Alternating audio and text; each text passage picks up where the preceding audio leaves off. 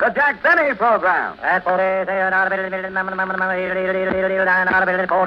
American. Quality of product is essential to continuing success. Lucky Strike means fine tobacco. So round, so firm, so fully packed, so free and easy on the draw.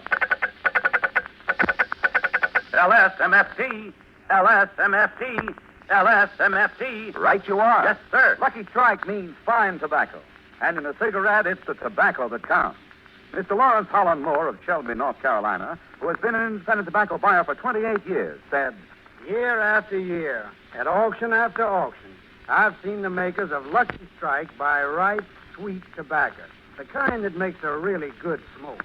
I've smoked Lucky's myself for 23 years. Independent tobacco experts like Mr. Moore know that it takes fine tobacco to make a fine smoke. And Lucky Strike means fine tobacco. So for your own real deep-down smoking enjoyment, smoke that smoke of fine tobacco, Lucky Strike. The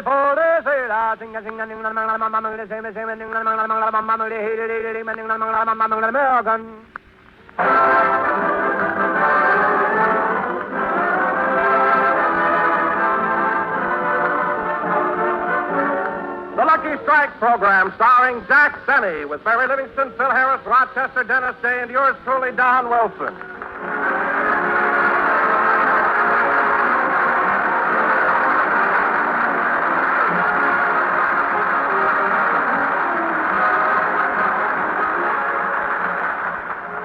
From New York City, that body of land that was purchased from the Indians for $24, we bring you a man who could have gotten it for $22.50. And here he is, Jack Benny.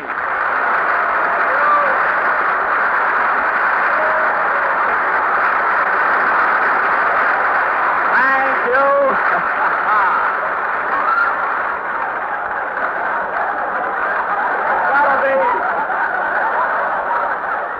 It's going to be hard to work and look at that face over there. Thank you. Hello again. This is Jack Benny talking. And, Don, I can't tell you how thrilled I am being in New York. Oh, I know just how you feel, Jack. In fact, the moment we arrived in town and I saw the reception we got, my chest swelled out with pride. Don, from where I stand, your stomach is even prouder than your chest. But there's something about this city that's different. No matter how many times you come to New York, you get a feeling of expansion, of growth. The trees look taller. The buildings look taller. Even the mayor looks taller.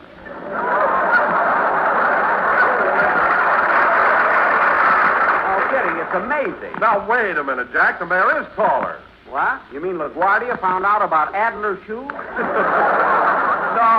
Jack, no. LaGuardia isn't mayor anymore. New York has a new one now. Oh, really? No, O'Dwyer. Don. Oh, wait a minute. Let's not steal jokes from Danny Kaye. You know, I've got 4 writers. Oh, really? No O'Para, no Balzer, O'Tackaberry, and O'Joseph. Now, where were we? Well, I was just telling you that O'Dwyer is a lot taller than LaGuardia. Well, maybe he is, Don, but after he chases fire engines for 12 years, his legs will be worn down, too, believe me. So you never can tell. Oh, hello, Mary. Hello, Jack. Hello, everybody.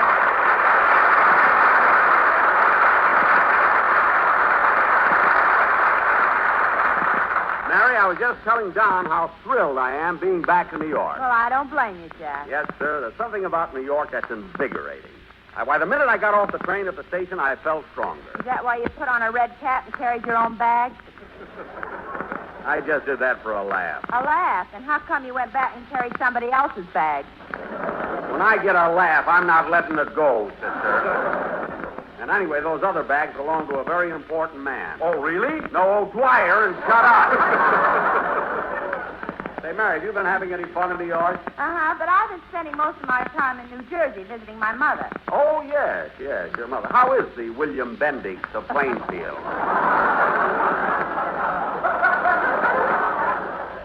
Oh, Mama's fine, but Papa's having a lot of trouble getting up the stairs. Why? Mama keeps throwing him down. Sounds a little like Titus Moody in there, that one. I can understand. Anyway, Mary, how's the rest of your folks? I mean, how's your sister Babe? She get married yet? No, Jack, and Babe's heartbroken about it. You know, last week she was going to elope with a new boyfriend. And what happened? She couldn't get the ladder up to his window. Oh, that's too bad. Yes, so she threw him a rope. Oh, that's good. No, he took another look at Babe and hung himself. There's the sister right over there. Oh, that's too bad, huh? No, that's good. Now she's engaged to the undertaker. Oh, really? No, Shapiro.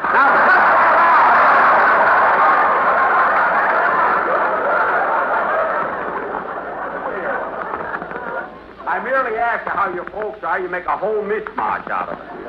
Yes, and the people who tuned in late didn't miss much. Every time we come to New York, you... Hey, Mr. Benny, I'd like to have you meet a friend of mine. Oh, hello, Dennis. Hello.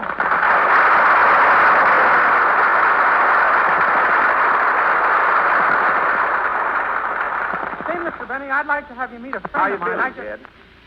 Fine. Say, Mr. Benny, I'd like to have you meet You a having a friend good of mine. time in New York? I sure am. Me and this friend of mine went out all over town, and we had a lot of fun. I showed him how to jump over fire plugs, and he showed me how to hitch rides on the back of trolley cars. I don't know where you pick up. Where's your friend? Right out in the hall. I'll go and get him. Dennis and his friend. Say, Mary. Here he is, Mr. Benny. Isn't he cute? Dennis, they found the other 499 monkeys. Take this one back to the pet shop.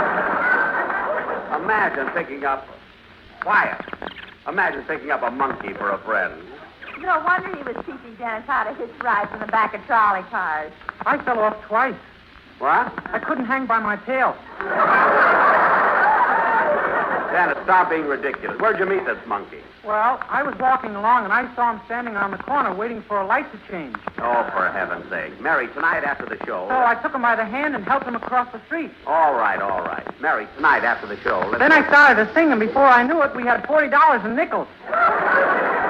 $40 a nickel. Jack, stop shaking that monkey. Just trying to take him out of the upper bracket. He is kind of cute. Come here, monkey. Goody-goody-goo. Goody-goo. Oh, look, it jumped up on me. Dennis, quick, get the monkey off Jack's shoulder. No, he's all right. Well, at least move his tail. You look like Jerry Colonna. Jerry Colonna? What's the matter? You crazy or something? Dennis! Stop being silly. Now, take it easy, monkey. Just sit on my shoulder. Hiya, folks. Harris is here. I couldn't get a room, so I slept last night with Grant in his tomb. Lay it on me. Mixed with that New York patty cake. Hey, Jackson, what's that thing you got on your shoulder? Well, it's a monkey, a real live monkey. Come on, get down. Well, what do you know? Where'd you get it, Jackson? It isn't mine. Dennis picked it up last night. Isn't that silly? I don't know. It looks better than what you picked up the night before. Oh, yeah? She was a pretty classy dame. Yeah. Say, were those her legs or were stockings filled with walnuts? Phil, one more crack like that and you're going back to California. When's the train leaving? I don't know. I'll call Truman and find out.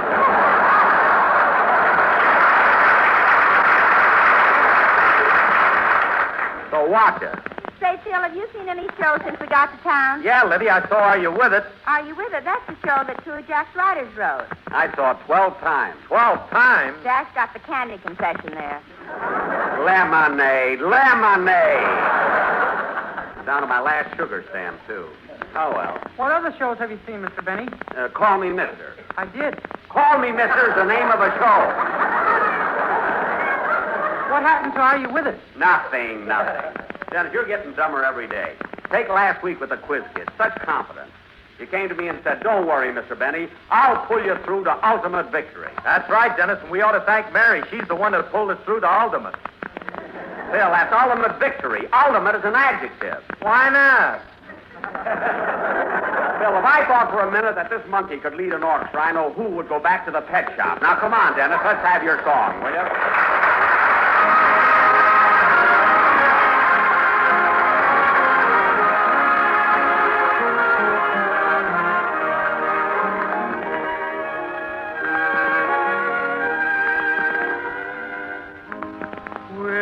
Gather lilacs in the spring again and walk together down a shady lane until our hearts have learned to sing again.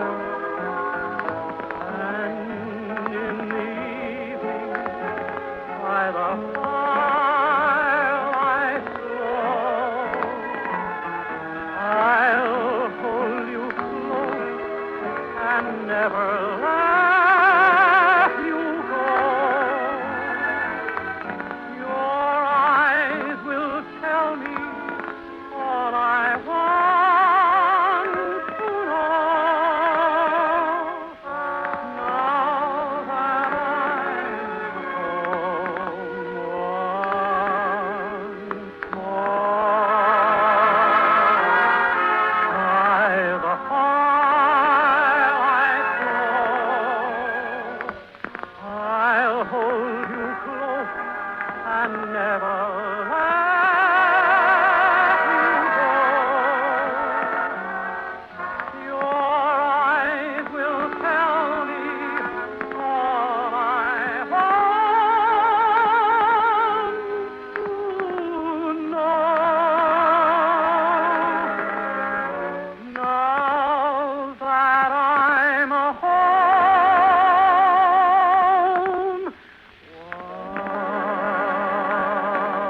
once more.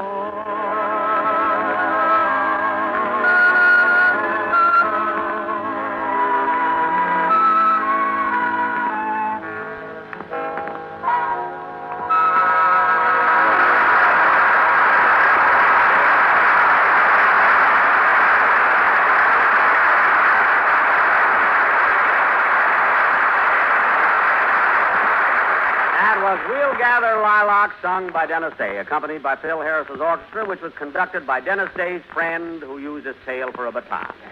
And very good. And now, you're welcome. And now, folks, If my mother knew I was doing this, she'd kill me. I won't tell her, Bob. That's our producer. We made him a monkey for today. Very few producers can be monkeys, you know. And now, folks, for our feature attraction tonight. Oh, Don, would you mind answering the phone? Oh, certainly not. Hello, this is Don Wilson talking for Jack Benny, the star of the Lucky Strike program. LSMFT, LSMFT. Yes, sir, you bet. Don. Lucky Strike means fine tobacco, so round, so firm, so fully packed, so free and easy on the draw. Don, find out what the man wants. Lucky Strikes are made of that fine, that light, that naturally mild tobacco. Don, it might be important. It's a phone For call. real Find deep out down what the man... smoking enjoyment, smoke that smoke of fine tobacco, Lucky Strike. What? Oh, I'm sorry. You have the wrong number. Don, the next time you answer the phone, ask who it is first. Then, tell them all about Lucky Strikes and everything, And now, folks...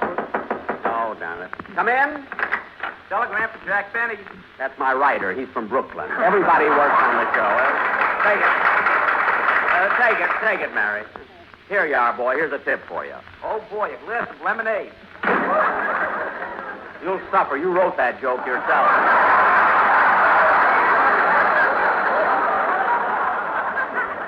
I just happen to have one in my pocket, the lemonade. I'm going back to that. Who's the telegram from, Mary? Fred Allen. Fred Allen. What does it say? Dear Jack, I am expecting you as a guest on my program next Sunday. I'm sure you'll be there, as I haven't had any luck all season. Isn't that sarcastic? Sounds like an adjective. Dennis. But imagine the nerve of Allen after he came over to my hotel and pleaded with me, begged me, even offered me money to be a guest on his show.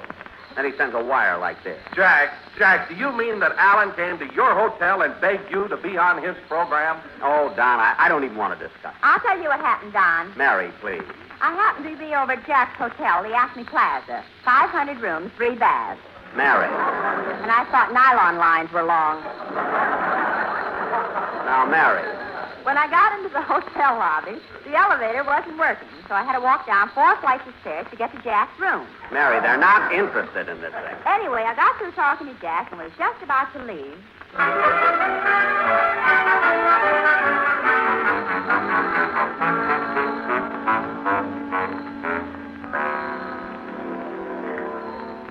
Jack, what do you want me to come by your room for? Well, we're going home next week, Mary, and I want to take something back for my girlfriend, Gladys Zabisco. What would you suggest? Well, why don't you get her a nice beaver coat? No. That's too expensive. Well, how about a nice sealskin coat? No, that's a little too expensive, too. Why don't you just get her a rowboat and a harpoon and let her do her own shopping? I did that once. She got seasick. I'll tell you what, Mary, just pick out anything you like. You'll know what to get. No jewelry or furs. I know. Goodbye. All right, so long. Be careful going up the stairs. Yeah, I hope Mary picks out something nice. Oh, boss, I filled the tub for you. Thanks, Rochester.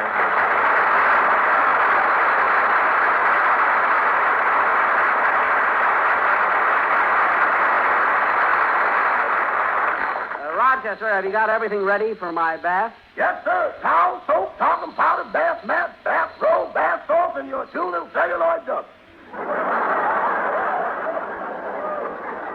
Fine. And Rochester, I didn't think it was a bit funny last Saturday night when you put tacks in the bottom of the bathtub. Those were bath salts. They hadn't disintegrated yet. Disintegrated? That's a verb. Oh. Well, they were sharp as an adjective. Well, I think I'll go in for my bath now. See you later. Doggone, this hotel room sure is a mess. That was some party the boss threw last night. Coca-Cola flew like wine. I've never seen the boss so merry. He slapped his sponsor on the back so hard he swallowed his cigarette. Lucky strike, that is. And when Mr. Benny got up and told that story about the octopus, I thought I wonder who that can be. Come in! Hello, Rochester. Is Mr. Benny in? Well, Mr. Allen!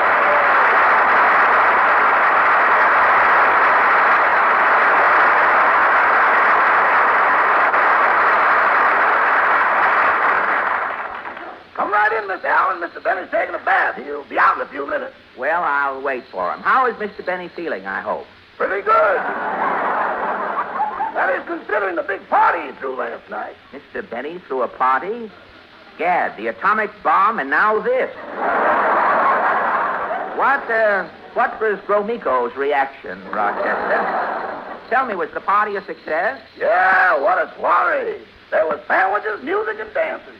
Well, it's a soiree. That's a conjunction, isn't it? Well, it sounds as though everybody had a good time. Yeah, Mr. Benny enjoyed himself so much he said next time he might invite girls. Oh, it was a stag party. Up until 11 o'clock, then the night maid came on. Well, that's Benny, the chambermaid's pin-up boy.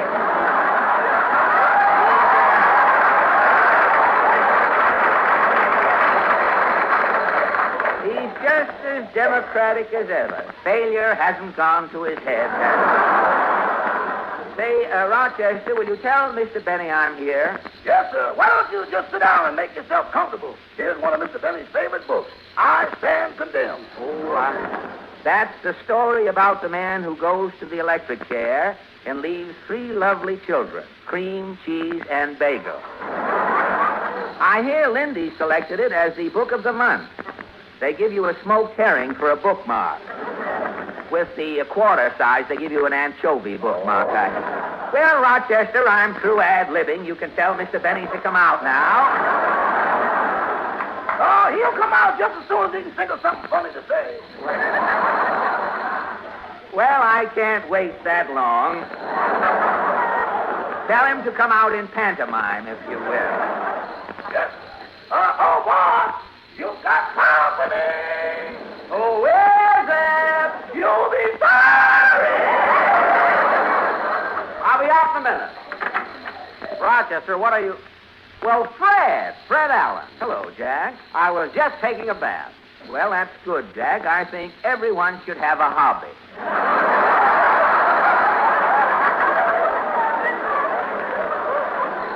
Yes, you want to know something, Fred? Those pens do right underwater. I found that. Boss, you better put your robe on. You'll catch cold with just that towel around you. Oh, I'll be all right. Gosh, Jack, you've gotten sort of fat, haven't you? Don't be funny. Your hips have jowls, I notice. Well, honestly, Fred, you haven't changed a bit. Same hair, same forehead, same eyebrows, same eyes. Fred, lift those bags a little. I want to see your teeth. Put on your red cap and lift them yourself. I will not. Fred, what's the reason for this friendly visit? Well, Jack, hang on to your towel. I've come to ask you to be a guest on my radio program. Oh. Well, gee, Fred, I'd love to be a guest on your show, but I can't. I already have a date for Wednesday night. For Wednesday night? Yes. For your information, Mr. B, I do my broadcast on Sunday night right after yours. And when the wind is from the opposite direction, I must say I don't mind it at all. What did you say? If you'll take that celluloid duck out of your ear, you'd hear me. Oh. Well, Fred, give me the details about going on your program. Well, Well, Jack, I thought as long as you were here in town, you might like to appear on my show. Get in off of the street for a little while someday. Well, but if you're going to ad lib, do it on your own show where you need it. You can use it, too, don't forget it. You could have used me 10 minutes ago. I was listening. Really? If we keep on much longer, McCarthy will be on, make a monkey out of both of us. That's 1/8, that is. You know? Of course, about coming on the show, I'm willing to pay you. Pay me? Yes, stop trembling and pick up your towel. Oh. Well, look, Fred. Fred, as long as this is a business proposition, let's discuss it. Sit down. Here, have a cigarette. Thank you. Have a tea bag.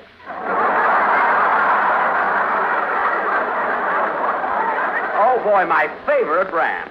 Now, Fred, just what makes you think I'd consider appearing on your program? Well, I saw your ad in the Hobo News. My ad? Yes, the ad that read, "Now in town, Jack Benny. Available for theatrical dates, guest star appearances, and for 2 shillings will meet English brides at the dock if husbands are detained. Must receive portal to portal pay." Oh, that ad. That was just put in the papers as a gag by my press agent. That guy killed him in Chicago and paid Mr. Benny's fare in New York. Rochester, I didn't know you were still here. In a one-room suite, where else would I be? Well, Mr. Allen and I are having a private conversation. Now, Fred, let's get back to business. Well, Jack, I'm stuck. I had another guest for next week, but she couldn't make it. Who was this other guest? The one Said and he only... who still hasn't had a joke on the whole program. You're reading the wrong lines, a straight line? My guest is the one and only Marcella Crudney. Marcella Crudney? Yes. You haven't heard of her? She's with the New York Yankees. You see, the Yankees have a pitcher whose specialty is the spitball. On hot summer days, when the pitcher might run dry, Marcella stands by. Oh, her! Yes, her. But she was suspended for spraying an umpire. Marcella was at work, a zephyr came up, and need I say more? Anyway, Jack, when Marcella couldn't make it, I tried to get John Charles Fido, the singing dog. But he had laryngitis. I see. So you finally got down to me. Down is right. Why in the world did you ever take a hotel room that's so far underground as this? Oh, Fred, my room isn't so far underground. It isn't. I came into the lobby and got the bends. And then I kept walking downstairs until I was stopped by John L. Lewis. Mr. Lewis put a lamp on my head and said it's okay for 2 weeks.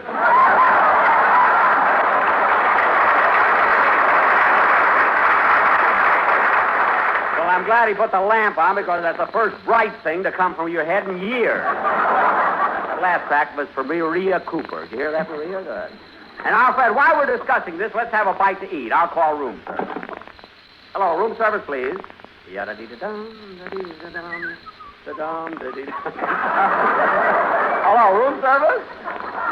Please send down 2 Acme Plaza special dinners. Right away, please. Thank you. Now, Fred, look, why can't I appear on your program this Sunday night instead of next? Well, I'm sorry, Jack, but I have my guest star for this week. He's your band leader. You mean Phil Harris, Shoe Fly Pie, and Apple Pan Rowdy? Yes, you see, Jack, around this time of the year, Maestro Al Goodman begins to worry about his options. So I thought I'd bring Harris over tonight and give Mr. Goodman confidence. I see. But I better warn you about rehearsing.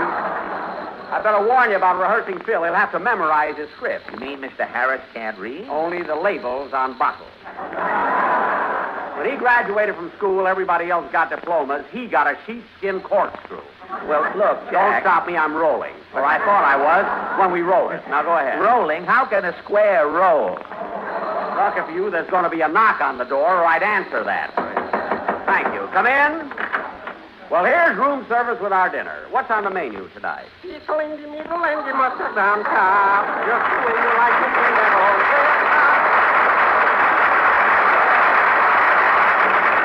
Good old hot dog. Yes, Coney Island crepe Suzette. 2 hot dogs, please. Purple puppies coming up. Would you like them Senator Claghorn style? Senator Claghorn style? What's that? They keep repeating on you.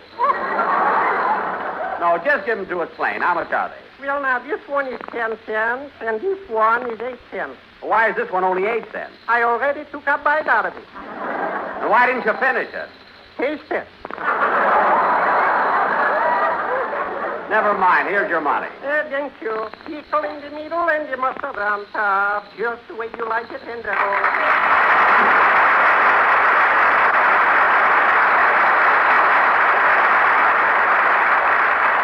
Well, Fred, here's your hot dog. Thank you. It was nice of you to keep the 8-cent one for yourself. And thanks for the lemonade, too. Well, Jack, I've got to run along now. I'll see you on my program next Sunday. Wait a minute. We haven't discussed money. How much are you going to pay me? Well, now, let's see. The union scale for the average radio actor is $67.50. What? However, you're the star of your own radio program. That would bring it up to $69.75. Now, look. Of course, you're from California, and you're not as well known here in the East. That brings it down to $68. Wait a minute. You've forgotten I'm in pictures. Oh, yes. That brings it down to $47.60. Now, Fred. We'll have to hire 3 people to start your applause. I'll furnish them. And the guy that yells, "You'll be sorry," gets $15. Now, Fred, I'm not going... You better think fast, Benny. That singing dog just had pups, and I can get a quartet of Cocker Spaniels for nothing. Okay, I'll take it. I'll be on your program next week. Not so loud. I don't want to lose my listeners. You lost the line already. Lose your listeners?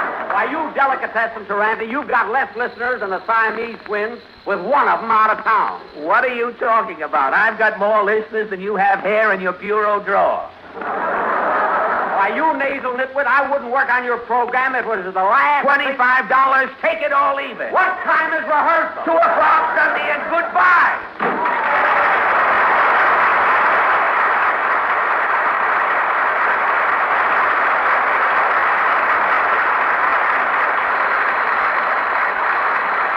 What a cheap guy. Imagine chiseling me down like that. If it wasn't money, I'd refuse it. Jack will be back in just a minute. But first, here is my good friend, Eppie Booth. At 40, say an audible 49, American. Remember this all-important fact. In a cigarette, it's the tobacco that counts. And Lucky Strike means fine tobacco. Yes, it takes fine tobacco to make a fine cigarette.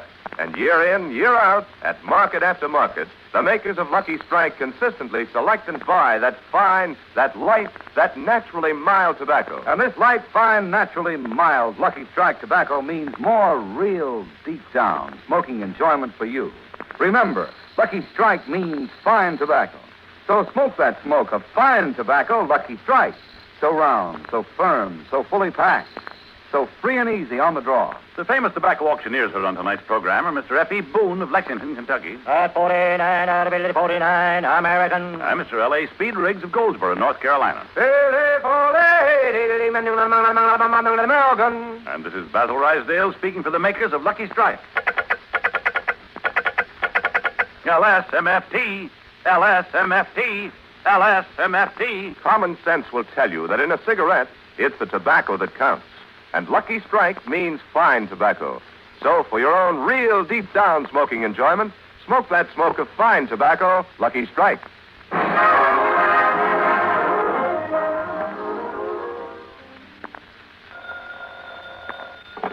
Hello? Say, boss, will you need me during the evenings next week? I don't think so. Why? I got a chance to do a little extra work at the Zanzibar nightclub starting Tuesday.